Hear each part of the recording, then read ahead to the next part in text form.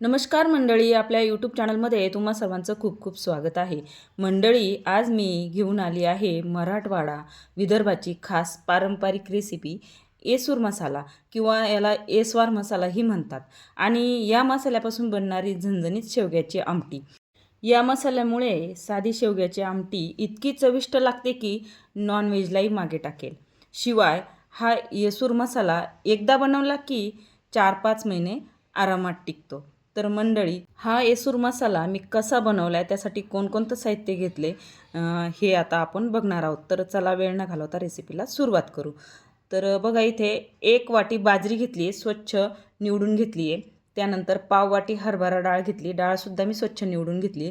2 चमचे मूग डाळ घेतली, ओल्या कपड्याने पुसून घेतली. 1 चमचा जिरं घेतलं आहे. नंतर 2 चमचे इथे धणं घेतलं आहे आणि 4 चमचे इथे तांदूळ घेतले. तांदूळसुद्धा ओल्या कपड्याने मी पुसून घेतलेत. 1 दालचिनीचा तुकडा, 10 मिरे, 10 लवंग आणि 2 ते 3 तमालपत्र घेतलेत. आणि हे सर्व पदार्थ आहे ना, मी वेगवेगळे भाजून घेतलेले आहेत. खमंग असे आपल्याला मीडियम फ्लेमवरती भाजून घ्यायचे आणि सर्व थंड करून आपल्याला हे मिक्सरला वाटून घ्यायचे. आता तुम्ही म्हणाल की मसाला भाजताना दाखवलं नाही, पण फक्त आपल्याला कढईमध्ये हा मसाला एकदम लो फ्लेमवरती भाजून घ्यायचा आहे. खमंग असा, कुठेही तेल वगैरे वापरायचं नाही आहे. नुसतंच भाजून घ्यायचं आहे. सर्व पदार्थ वेगवेगळे भाजायचे, थंड करून मिक्सरला आपल्याला वाटून घ्यायचं आहे. आणि थोडंसं ते वाटताना गरम होतं ना, म्हणून मी एका बाउलमध्ये काढून घेते, कारण त्याला 10-20 मिनिट थंड होऊ द्यायचं आहे आणि मगच आपल्याला बरणीमध्ये भरून ठेवायचा आहे.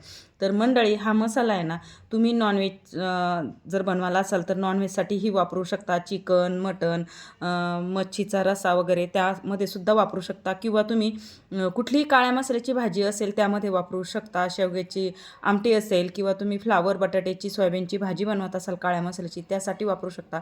किंवा तुम्ही लाल मसाल्याची, पिवळ्या मसाल्याची भाजी बनवत असाल त्यासाठी सुद्धा वापरू शकता. आणि थोडंसं आपल्याला हे पीठ आहे ना, जरासं रवाळच ठेवायचं आहे आणि थंड झाल्यानंतर मग आपल्याला हे बरणीत भरून ठेवायचं आहे. थंड झाल्यावरच बरणीत भरून ठेवायचं, म्हणजे ते व्यवस्थित राहतं, जाळं वगैरे लागत नाही त्याला. आणि हा मसाला ना रूम टेम्परेचरला कमीत कमी 4-5 महिने आरामात टिकतो. तर आता बरणीत भरून ठेवला आहे आणि हा मसाला भाजीमध्ये कसा वापरायचा हे पुढे आपण आता व्हिडिओमध्ये बघणार आहोत. त्यासाठी गॅसवरती मी तवा ठेवला आहे. तव्यावरती थोडंसं तेल घातलं आहे, अर्धासा चमचा, आणि यामध्ये खोबरं आपल्याला भाजून घ्यायचं आहे. तर मंडळी, इथे मी ओलं खोबरं घेतलं आहे. तुम्ही इथे सुकं खोबरं घेतलं तरी चालेल. मी इथे आता शेवग्याची आमटी बनवून दाखवते आहे. तुम्ही कुठल्याही भाजीमध्ये हा मसाला घालू शकता. खोबरं आपल्याला लालसर होईपर्यंत भाजून घ्यायचं आहे. थोडंसं असं गडद सोनेरी रंगावरती खोबरं भाजून घ्यायचं आहे. तर मंडळी, मी सांगत होती की हा मसाला तुम्ही कुठल्याही रस्स्याच्या भाजीमध्ये वापरू शकता. मटकीची उसळ असेल लाल मसाल्याची, किंवा कुठलीही काळ्या मसाल्याची भाजी असेल, सोयाबीनची भाजी असेल, यामध्ये तुम्ही हा मसाला वापरू शकता. खोबरं भाजून झाले, त्यानंतर तव्यावरती कांदा घालून घ्यायचा आहे आणि कांदा आपल्याला एकदम लालसर रंगावर भाजून घ्यायचा. आता कांदा आपला भाजतोय, तर इकडे मी बाजूच्या शेगडीवरती बघा शेवग्याच्या शेंगा अशा तुकड्यांमध्ये कट करून शिजवून घेतल्यात. आता गॅस बंद केला आहे आणि शिजवताना थोडंसं मीठ घातलं आहे यामध्ये. आणि बघा, इकडे आता कांदाही आपला परतलेला आहे. कांदा परतत असतानाच यामध्ये आपल्याला एक 10-12 पाकळ्या लसूण आणि 1-1.5 इंच आलं घालून घ्यायचं आहे. आणि आलं लसूण कांद्याबरोबरच आपल्याला पुन्हा एखाद मिनिटभर परतून घ्यायचं आहे. लसणाला थोडेसे डाग पडले की आपल्याला हे काढून घ्यायचे. पण आता हे भाजत असतानाच यामध्ये मी थोडासा कढीपत्ता घालणार आहे. एक 7-8 पानं घालायची आहेत, कारण जर आपण फोडणीमध्ये असा कढीपत्ता वगैरे घातला तर ते सगळे बाजूला काढून ठेवतात. आणि हा असा ह्याच्यामध्ये जर परतून घातला कांद्यात तुम्ही, तर तो वाटल्या जातो वाटणामध्ये, आणि ते सर्व कढीपत्ता हा पौष्टिक असतो खरं तर केसांसाठी वगैरे, तर तो मग खाल्ला जातो, म्हणून तो असा कांद्यामध्ये परतून घालायचा. आता कांदा परतून झाला आहे. हे सर्व मिश्रण आपल्याला एक 5-1 मिनिट थंड करून घ्यायचं आहे बघा, असं ताटामध्ये. आणि थंड झाल्यानंतर आपल्याला हे मिक्सरला वाटून घ्यायचं आहे. मस्त असं मऊसूत याचं वाटण बनवून घ्यायचं आहे. तर आता थंड झालं आहे. मिक्सरच्या भांड्यामध्ये मी हे सर्व कांदा, खोबरं, लसूण, आलं, कढीपत्ता जे भाजून घेतले घालून घेते.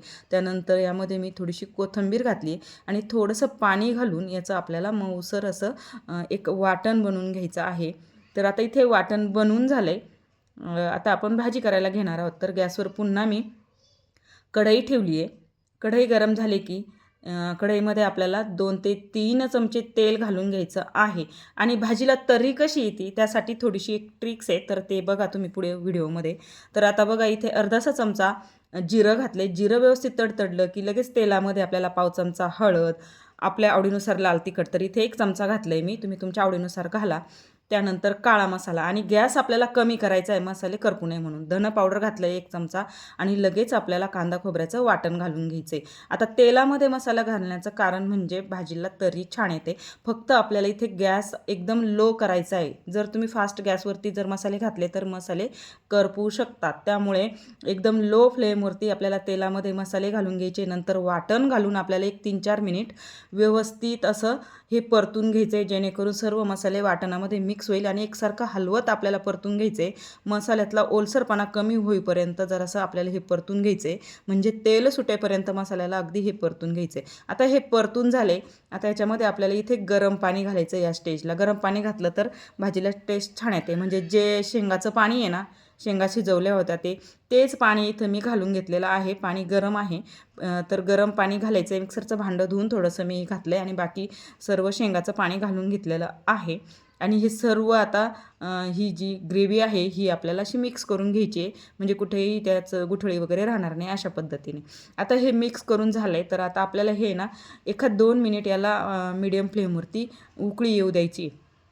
बघा अशा पद्धतीने आता उकळी आली आहे, गॅस आपल्याला कमी करायचा आहे आणि बघा आता याच्यामध्ये आपल्याला एसूर मसाला घालायचा आहे. तर एसूर मसाला घालण्याची पद्धत तुम्ही बघून घ्या. तर बघा आता एसूर मसाला मी घेतला, इथे एक वाटी घेतली. वाटीमध्ये आपल्याला जेवढा म्हणजे आपलं प्रमाण किती आहे त्यानुसार घ्यायचं आहे. तर इथे मी 1 ते 1.5 चमचा एसूर मसाला घेतलेला आहे. तुम्ही थोडाफार कमी जास्त करू शकता. तुम्हाला कितपत भाजीचा रसा घट्ट किंवा पातळ हवा आहे त्यानुसार तुम्ही थोडासा येसूर मसाला कमी जास्त करू शकता. आता यामध्ये पाणी घालायचं आहे आणि याचा एक असा घोळ बनवून घ्यायचा आहे. कुठेही गुठळी वगैरे ठेवायची नाही आहे.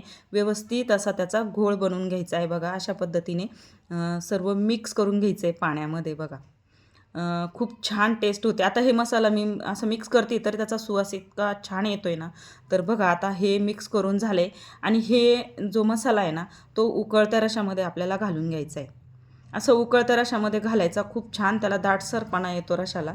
आणि थोडंसं वरतून पाणी घातलं आहे मी आणि पुन्हा एकदा हे व्यवस्थित असं मिक्स करून घ्यायचं आहे, जेणेकरून सर्व येसूर मसाला रशामध्ये मिक्स होईल. बघा असं व्हिडिओत दाखवल्याप्रमाणे तुम्ही करू शकता. त्यानंतर आता ज्या शेवग्याच्या शेंगा शिजवलेल्या त्या घालून घ्यायच्या आहेत. तर मी सांगितलं होतं पहिलेच की शेवग्याच्या शेंगा शिजवताना मी मीठ घातलेलं होतं, त्यामुळं मीठ हे आपल्याला प्रमाणातच घालायचं आहे. कारण अगोदर मीठ घातलेलं आहे त्यामुळे मीठ बेतानेच घालायचं आहे. तर बघा इथे चवीनुसार मी मीठ घालून घेते आहे रशामध्ये आणि पुन्हा एकदा हे मिक्स करून घ्यायचं आहे. मिक्स करून झालं की आपल्याला याला 5-6 मिनिट उकळू द्यायचं आहे. असा येसूर मसाला तुम्ही जरूर ट्राय करा. खूप छान भाजी होते आणि आता एकदम लो फ्लेमवरती आपल्याला ही भाजी उकळू द्यायची आहे. एक 5-6 मिनिट व्यवस्थित उकळू द्यायची, म्हणजे त्याला छान असं सुगंध येतो आणि चवही छान लागते व्यवस्थित उकळलं म्हणजे. बघा आणि त्याला बघा किती दाटसरपणा आलेला आहे रशाला. तर अशा पद्धतीने ही भाजी घट्टसर तर होते पण चवीला छान लागते. नेहमी आपण ग्रेव्हीच्या भाज्या खातो, टमाटा कांद्याची ग्रेव्हीच्या, परंतु तुम्ही अशी ही भाजी कधीतरी करून बघा, खूप छान लागते.